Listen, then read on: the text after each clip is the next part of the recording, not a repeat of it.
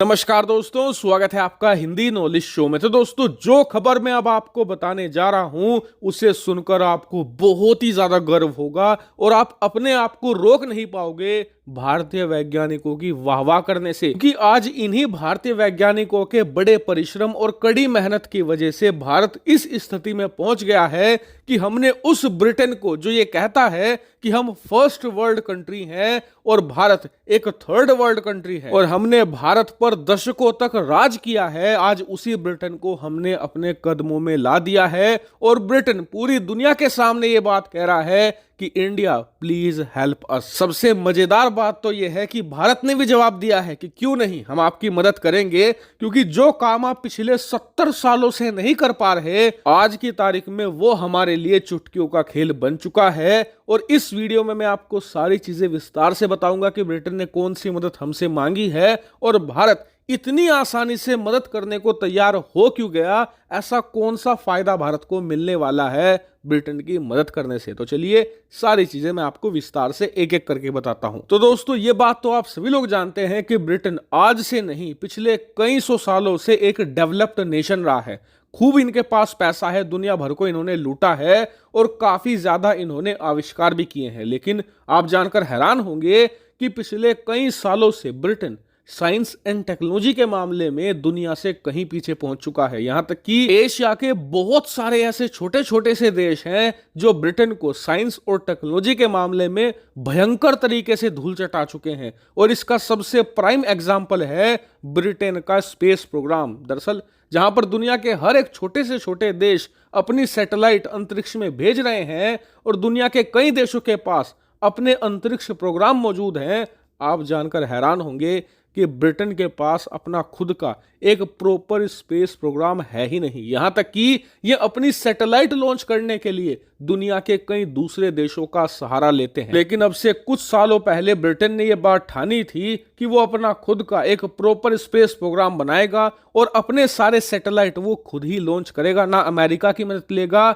ना ही दुनिया के किसी और देश। अब जानकर हैरान होंगे कि इसीलिए अपना रॉकेट बनाने के लिए इन्होंने पिछले 3 सालों में अरबों डॉलर पानी की तरह बहा दिए और इसका परिणाम यह हुआ कि अब से कुछ महीने पहले इन्होंने खुद का रॉकेट भी बना लिया था। अब से कुछ ही समय पहले इसका टेस्ट होना था और बताया जा रहा था कि जैसे ही ये टेस्ट सफल होगा, ब्रिटेन खुद अपने सैटेलाइट लॉन्च करने लायक देश बन जाएगा। लेकिन जैसे ही ब्रिटेन ने अपने अरबों डॉलर के उस रॉकेट का पहला टेस्ट किया तो वो बुरी तरीके से फेल हुआ। ब्रिटेन के अरबों डॉलर पानी में बर्बाद हो गए। यहां तक कि बहुत सारी इनकी ऐसी सैटेलाइट थी जो लॉन्च के लिए इंतजार कर रही थी, उनका भी लॉन्च बुरी तरीके से डिले हो गया। और बताया जा रहा था कि 36 ऐसी स्पेशल सैटेलाइट थी जिनका लॉन्च हर हालत में होना जरूरी था। दरअसल ये वन वेब सैटेलाइट थी, यानी कि ये इंटरनेट प्रोवाइड करने के लिए सैटेलाइट लॉन्च की जानी थी। लेकिन ब्रिटिश रॉकेट के फेल होने की वजह से ये भी टीन के डब्बों में बदल रही थी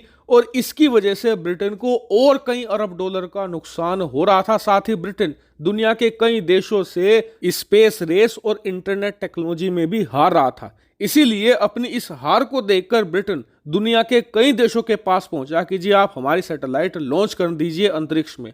सबसे पहले जापान के पास, उसके बाद यूरोपियन यूनियन स्पेस एजेंसी के पास, उसके बाद नासा के पास, स्पेस एक्स के पास। लेकिन सभी ने इनकार कर दिया। इनकार करने का कारण यह था कि किसी भी देश के पास या किसी भी एजेंसी के पास ये कैपेबिलिटी नहीं थी कि वो इतनी सारी सैटेलाइट को एक ही रॉकेट के जरिए अंतरिक्ष में भेज सके। सबने यही कहा कि जी आपकी सैटेलाइट हम अंतरिक्ष में भेज तो देंगे, लेकिन हम एक एक करके, दो दो करके या मैक्सिमम 4-5 एक साथ ऐसे भेज सकते हैं। 36 की 36 तो हमसे नहीं हो पाएंगी। अब ब्रिटेन के सामने दिक्कत ये थी कि ये वन वेब सैटेलाइट थी, इन्हें एक साथ भेजना ही जरूरी था, वरना ये सही से सिंक नहीं हो पाते आपस में। और इसीलिए अंत में ब्रिटेन को भारत की शरण में ही आना पड़ा है। क्यों?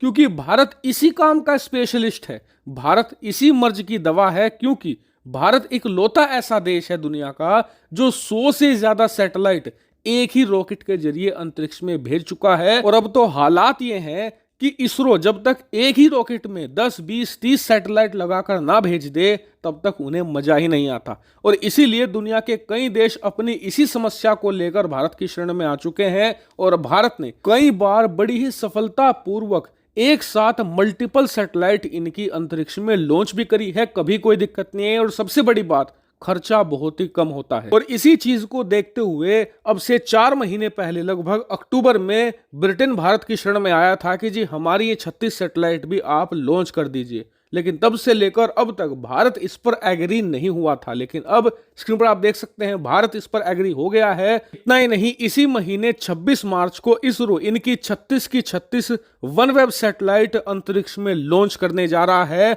और बताया जा रहा है कि ये एक बहुत ही बड़ा और मेगा लॉन्च होगा। और अगर ये लॉन्च सक्सेसफुल हो जाता है, जो कि हो ही जाएगा, तो ये भारत की दुनिया में खूब वाहवाही करवा देगा। क्योंकि वन वेब अपने आप में एक बहुत ही बड़ा और मेगा प्रोजेक्ट है। और इसमें भारत का जितना क्रूशल योगदान होने जा रहा है, इसकी पश्चिमी देशों में खूब चर्चा निश्चित तौर पर होगी। और यही वो कारण है कि भारत इस काम को करने के लिए एग्री हुआ है। क्योंकि सैटेलाइट लॉन्च करने से हमारे निश्चित तौर पर मोटी कमाई होगी, वो तो अलग बात है। साथ ही दुनिया भर में हमारा प्रचार भी होगा कि यूरोप के जो विकसित देश हैं वो भी भारत से अपनी सैटेलाइट लॉन्च करवा रहे हैं। यानी कि भारत साइंस टेक्नोलॉजी के मामले में इनसे भी आगे निकल चुका है। हालांकि इस मामले पर मैं आपको लगातार अपडेट देता रहूंगा। फिलहाल इस वीडियो में इतना ही। Thank you very much for watching video.